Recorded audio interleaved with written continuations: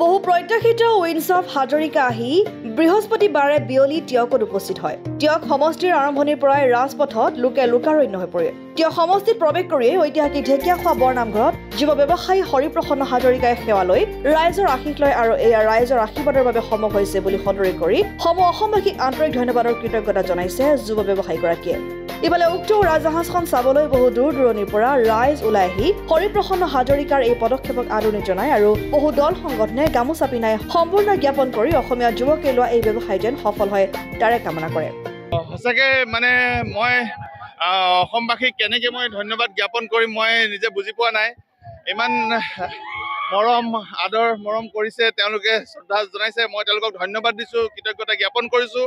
সদায় অসমবাসী তথা যোৰহাটবাসী আৰু শিৱসাগৰবাসী ঋণী হৈ ৰ'ম আৰু আমি কৰিবলগীয়া বহুত আছে। আমি সুকলমে আপোনালোকক ৰেষ্টুৰেণ্টখন যাতে সুন্দৰভাৱে উলিয়াই দিব পাৰোঁ তাৰে প্ৰচেষ্টা অব্যাহত আছে আৰু অব্যাহত থাকিব।